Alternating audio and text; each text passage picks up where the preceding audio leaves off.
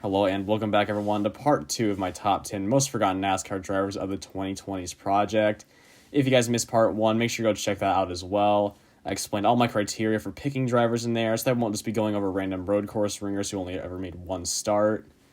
I originally was going to make this list all in one video, but because my editing software and PC in general gets a bit glitchy when I'm making videos that are over like 15 to 20 minutes long, I decided to break it in 2 parts.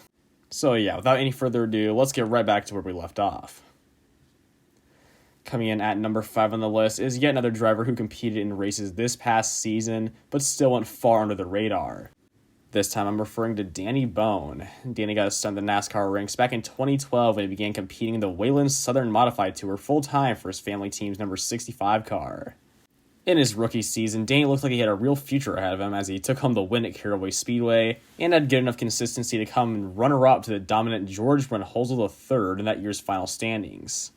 Surprisingly, that ended up being his best season in the Modifieds because despite 3 more full-time seasons in the Tour, including one in Frank Fleming's number 40 machine, he would only score 3 more wins and a best points finish of 4th.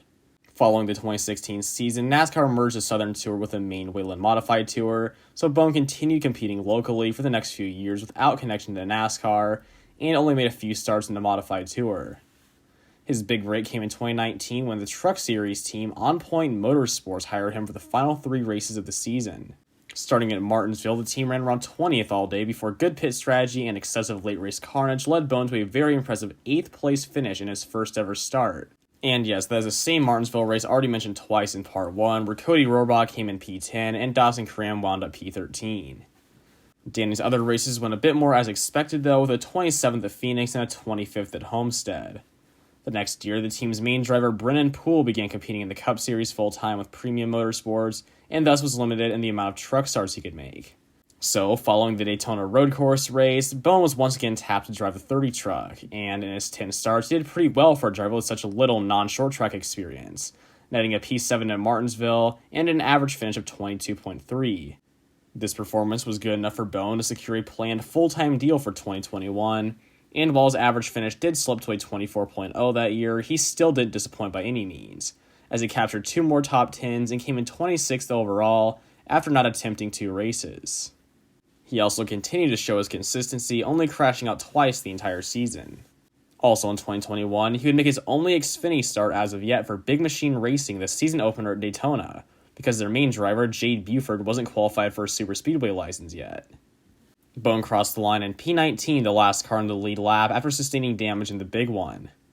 But heading into 2022, due to a lack of funding and good, but mostly mediocre results, he would only be able to put together 2 races for Young's Motorsports over the course of the entire season. At Daytona, he survived a huge late race pileup from back in 27th, and was able to regroup on the overtime restart to finish in 8th, just behind his teammate Jesse Little in 6th. In his final NASCAR start to date, he would come in P22 in yet another clean and consistent race. Although I don't think Danny has a future in Cup, I think he's a great driver for any small Xfinity and truck teams that just want someone that can take care of their equipment and stay out of drama. That being said, I hope to see him back in 2023, but if not, he will continue to be a largely forgotten driver. At number 4 on the list is the 2012 Cup Series Rookie of the Year, Stephen Light. Out of everyone in this video and in part 1, Steven has the longest career by far, so I'll have to do a lot of summarizing. I probably could have even done a full video on him if I wanted to. But anyway, starting out his NASCAR career as a Robert Yates racing driver, Steven won his first ARCA race with him in 2006, and after a part-time stint with him in the Xfinity Series that year, would compete with him full-time for the championship in 2007. Steven wasn't the most consistent in his time with them. One week he'd be top 5 or even contending for the win, and the next he'd run around 25th. Regardless, he picked up his first and only career win in the Kentucky race that year and ended the season with 2 additional top 5s, 6 additional top 10s, and a respectable 7th place finish in points. Unfortunately for Steven, Yates Racing was on the downturn by then, and coupled with sponsorship issues, he was released from the team at the season's end. In 2008 and 2009, he raced part-time with Richard Childress Racing, where, despite not scoring another win, his top 5 and top 10 percentage slowly increased, eventually improving his average finish from a 20.7 in 2007 to a very solid 11.3 in 2009. But after a 9th place run at Memphis to close out his season, he would not score another top 10 for a staggering 10 years. Yeah, after his RCR days were over, he was only able to compete with underfunded teams, most being starting parks, until 2019, when he was finally presented with another decent opportunity to drive the 0-1 machine for JD Motorsports full-time. He came in 18th overall, with his only top 5 and top 10 being his 5th place run in the Summer Daytona race. I mean, of course, the race was a complete wreckfest, but he deserved it at that point, just due to pure perseverance, not to mention he was the highest finishing of any of the regular backmarker cars. Steven then joined forces with NBM Motorsports in 2020 and 2021, where in 2020 he mostly started and parked, but in 2021 he ran all 5 of his races to the finish. And he left his career off on a high note, as his last NASCAR race to date at Martinsville resulted in a P21, which tied his best finish for NBM. Or, well, I guess he DNQ'd once after that race, but I'll look past that. In the Cup Series, Steven only ran a significant portion of the schedule once, back in 2012, and that year, because the only other driver classified as a rookie was a fellow starting Parker, Josh Wise, he was able to win the Rookie of the Year honors. His best finish in Cup, however, came with a P24 in a one-off race for Tommy Baldwin Racing in 2011. So in summary, after being dropped by big teams early on, Steven held onto his racing dream by a thread, and then after having to start and park for years on end, was finally able to put together some decent runs in the Xfinity Series for underfunded teams at the end of his career. We'll never really get to know what he could have been capable of in his prime racing years, and with most only remembering him as a starting parker, that's why he's quickly become a forgotten NASCAR driver. Coming in third is a driver who some avid NASCAR video game players may know, as he did make it into NASCAR Heat 3, 4, and 5. Well, actually, 2 of the drivers I've gone over already have been in Heat games. Stephen Light appeared in Heat 2, 3, and 4, and Chad Fincham from Part 1 was in Heat 3, 4, and 5. But I forgot about all that, so now I'm going to use it to introduce our next driver, Vinnie Miller. Also, I'm not taking video game recognition into account when ranking how forgotten these drivers are. Regardless, Vinny came to the NASCAR world in 2017, where he competed in multiple ARCA and K&N Pro Series East races for MDM Motorsports, the team that Sheldon Creed would win the ARCA championship for the next year. But unlike Sheldon, Vinny was not of championship caliber or even winning caliber. In his 6 K&N East starts, he only managed to score 2 top 10s, one of which was at least a P3 at South Boston, and in his 6 ARCA starts, he fared slightly better with 4 top 10s. The only of which he was even in contention to win was the ARCA race at Michigan, where after leading 6 laps at around the halfway point, Riley Herbst got loose under him and pushed him up into the outside wall. Although the damage wasn't too significant, Vinny never recovered and finished back in 10th place. Funny enough, the next 2 best finishing drivers in that race are also drivers that appeared on this list. In 8th was Cody Rohrbaugh, and in 9th is a driver who is yet to come. Also in 2017, Vinny made his truck debut at Talladega for Bolin Motorsports and his Xfinity debut at Chicagoland for JD Motorsports. In his only truck start to this date, he did much better than expected for the small team with a P7. For context, that tied the team's all-time highest finish, as none other than Ross Chastain also came in 7th at Martinsville earlier in the season. But Vinny's first top 10 in NASCAR's top 3 divisions would also turn out to be his last, because after running the majority of the 2018 Xfinity Series season for JD Motorsports, the rest for BJ McLeod Motorsports, and running nearly full-time in both 2019 and 2020 for BJ McLeod's team, he was only able to record a best Xfinity finish of 11th, which he did twice. Coincidentally, both in the Summer Daytona races in back-to-back years. Following the 2020 Fall Kansas race, Miller would simply disappear from the NASCAR world and never return in any capacity. Even taking into consideration that he really only raced in underfunded equipment in the Xfinity Series, he still underperformed in my opinion, or just kind of met expectations. So he definitely went well under the radar throughout his whole career, and thus has quickly become a forgotten driver. At number 2 is the driver I alluded to earlier, is finishing 1 spot higher than Vinnie Miller in the 2017 ARCA Michigan race.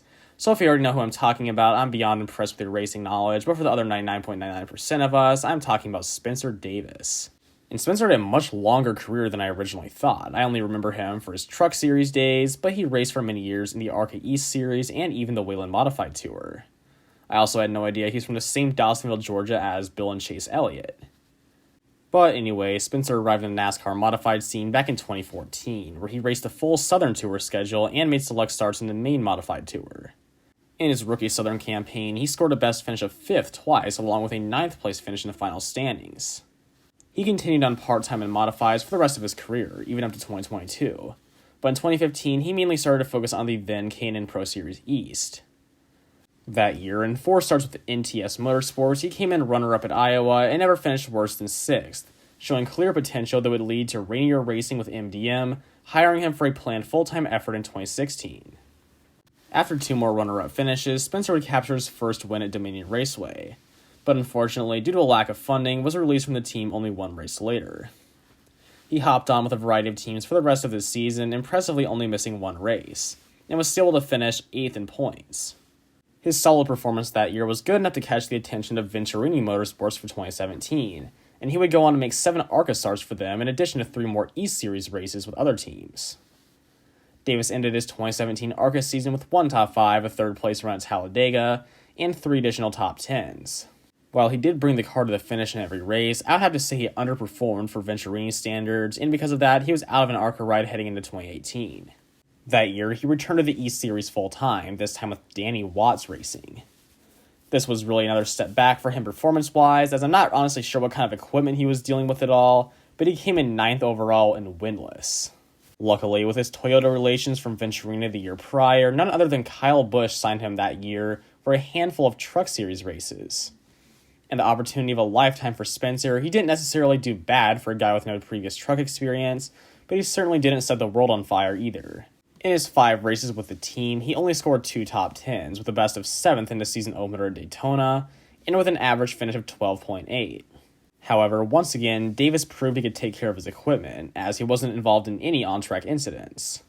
Apparently, this still wasn't good enough to secure a full-time ride with KBM, but for 2019, he was able to land with a top Touring Series team, Brett Jones Racing, for the full K&N East schedule. Behind the wheel of the number 30 machine, Spencer put together his best E-Series season by far, with his 2nd career win at Gateway, on top of 6 top 5s, 11 top 10s, and a new best 4th place in points. Also in 2019, the same team and driver attempted 5 truck races together and came up with very mixed results.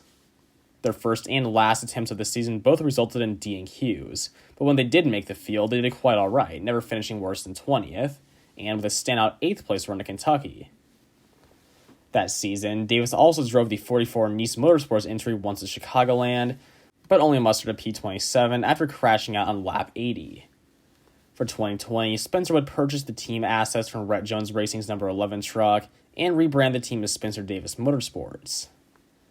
In both 2020 and 2021, he attempted to run the full schedule, but would come up short due to a lack of sponsorship in both, actually only racing 14 times in 2020 and only 8 times in 2021. He would never earn another top 10 with his new owner-driver status, but by no means did he run poorly, as he only had 2 crash-related DNFs combined and ran consistently as a mid-pack team in nearly every race. When he didn't have the means to race himself in 2021, he was able to organize part-time deals with Bubba Wallace, Clay Greenfield, and Camden Murphy to drive the 11 truck, but they were also all unable to tally a top 10. This past season in 2022, Spencer and his team did not return to the Truck Series at all, but they did make the return to the Whelen Modified Series for 5 stars, in which he only managed to come up with a best finish of 10th at Thompson.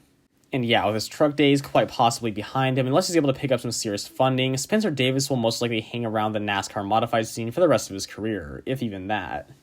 And even though it's only been 1 year since he last competed in trucks, he had been fading out of the spotlight for years by then, and I think he's just about the most forgotten driver who's raced in the current decade. Up next are our 2 honorable mentions before going over the number 1 most forgotten NASCAR driver of the 2020s. The first of them is actually the only Cubs driver in the video, James Davison. For both the honorable mentions, I'm not going to be going into nearly as much details as for the rest of the top 10, but anyway, before 2020, James was a respected Australian sports car driver, most known for his 2 career Indy Lights wins and his runner-up finish in the 2009 points, as well as his many Indy 500 appearances. But also, throughout his long racing tenure, he had made select NASCAR Xfinity starts at road courses for a variety of teams. In his 4 total stars from 2016 to 2018, James did alright, scoring a top 20 in his debut for DGM Racing, followed by a P4 and a P8 for Joe Gibbs Racing. But in 2020 and 2021, he was looking to become not just a road course ringer, but a jack-of-all-trades in NASCAR. He only raced for backmarker teams, primarily Rick Ware Racing, but still, with that considered, he didn't really have any impressive runs. In 15 starts in 2020, his average finished with a 33.9, and in 2021, it only improved to a 31.3. When it was all said and done, his best ever finish was a 22nd at Martinsville of all places. Even with his immense road course experience, he never had a standout race in 8 road course attempts. This past season in 2022, he only competed in one NASCAR event, the Xfinity race at the Charlotte Roval, where reuniting with Joe Gibbs Racing, he would bring home a very impressive 4th place. In my opinion, James could have done pretty well for himself in NASCAR if he spent time developing an Xfinity, but instead he was rushed straight to Cup and did about as well as anyone would have expected. And because of that, if he doesn't return to NASCAR in the future, he will definitely climb up higher on the list of the sport's most forgotten drivers. The other honorable mention is Thad Moffitt, the only other driver who competed mainly in ARCA besides Michael Self from Part 1. The only reason he isn't higher up on the list is because people know him as Richard Petty's grandson, but so far he has not shown nearly the amount of raw talent as did the King. In 45 ARCA starts from 2017 to 2022, he never won, only scored 9 top 5s and 26 top 10s, despite the majority of those races coming with a top 4 team, David Gilliland Racing. Oh yeah, and he's never even been close to winning, as he led a total of 13 laps. Ever. Apart from one ARCA race at Talladega, where he wound up a solid 4th place, the only NASCAR racing he did in 2022 was in the Truck Series. As some may remember, he ran the iconic Petty STP scheme on his truck for the Daytona race, and finished pretty respectably for his series debut with a P18. But in 2 more races with the Regan Brothers team and 1 for Young's Motorsports, he did pretty poorly, even taking his bad equipment into account. For instance, in the Knoxville Dirt Race, he was far and wide the slowest truck on track, finishing 11 laps off the pace without getting involved in any on-track incidents. So, like James Davison, unless he returns, he will continue to be forgotten more and more as the years go on. And now, for what you've all been waiting for, without a doubt, the most random and number 1 most forgotten NASCAR driver who competed in at least one half of a Cup, Xfinity, or Truck season in the 2020s so far is Cody Vanderwall. In 2017, at only 16 years old, Cody signed on with the Patriot Motorsports Group to race full-time the ARCA West Series, then Canyon Pro Series West, and the number 32 Ford. That year, he did alright all things considered, recording 2 top 5s and 7 top 10s in the 14-race-long season. Most impressively, though, the youngster had no DNFs due to crashes, only going behind the wall in the Iowa race due to overheating issues. In his second year for the team, now in the 43 car, he kicked off the season in a big way, with back-to-back wins in the Twin 100s at Tucson Speedway. However, the headlines may have been stolen from him that race, because the 90-year-old Herschel McGriff made his final career start behind the wheel of the number 04 Bill McAnally Racing Toyota in the first of the Twin 100s. While he was the slowest on track and finished 6 laps down in last place, obviously Herschel accomplished quite a lot that day, as he absolutely trumped the previous record for the oldest driver to compete in a NASCAR race, held by the then 77-year-old Morgan Shepherd. And Herschel's no stranger to doing things well despite his age, because all the way back in 1989, when he was 61, he broke the record for the oldest driver to win a NASCAR race with his West Series win at the now-closed Mesa Martin Raceway. Not to get even more sidetracked, but that track was closed so that a housing development could be built on top of it. I hear you, slap shoes. Anyway, back to the topic at hand, Cody Vanderwall. For the rest of his 2018 West Series season, he did not score any other wins, but was able to tally up 2 additional top 5s and 6 additional top 10s. Unfortunately, in about every other race, he was plagued with either mechanical problems or crashes. This inconsistency only allowed him a 7th place points finish in a season when only 9 drivers competed full-time. No matter, seeing his winning potential, 11 Racing picked him up for 2019, and they were able to pick up 2 top 5s and 3 top 10s in the first 7 races, including a pole and runner-up at Colorado, before sponsorship woes put an end to Cody's season. Well, in the West Series at least, because after that he turned his focus to local racing at the Colorado National Speedway, where he won the Snap-on Tools Pro Trucks Championship. Then in 2020, he was given the best opportunity of his career thus far, as following the 3rd race at Auto Club, he was tapped to drive the 52 machine for Jimmy Means Racing in the Xfinity Series for the remainder of the season. Heading into that year, Jimmy Means Racing was definitely known as a backmarker team, but driven full-time from 2014 to 2017 by Joey Gaze, and from 2018 to 2019 by David Starr, it was proven to be capable of a handful of top 20s every year, and even a top 10 every once in a while. However, right around the time Cody took it over, Jimmy Means Racing was falling behind more than ever, to the point where they were arguably the worst team in the series. In 2020, while Cody did crash out 3 times, he would suffer 8 total DNFs, and in his 30 starts, he only finished top 20 twice, with a best of 19th at Pocono. And while Anthony Alfredo was able to come in at 18th overall in the standings after only racing 19 times, Cody ranked an abysmal 30th. With once again not enough sponsorship, Vanderbilt is out of his seat for 2021, and just like that, he fully disappeared from the NASCAR world, never to be heard from again. Just kidding, he's been back racing locally in Colorado and just trying to get his late model team more competitive right now, but according to his social media, it does not appear likely he'll ever return to the top 3 divisions of NASCAR. So with all that said, he is and most definitely will continue to be the most forgotten NASCAR driver of the 2020s. And that is all for today's video. Part 2 took a good bit longer than I was expecting, but I saw the part 1 did very well on views, so hopefully you guys all enjoyed this one as well. Make sure to comment down below your thoughts on all my rankings, and if there's any other drivers you believe should have been on this list that I did not include. Also, please make sure to drop a like and hit that subscribe button, as you won't want to miss out any future videos similar to these, or my weekly silly season news recaps. But that's all I've got to say, so until next time, peace out.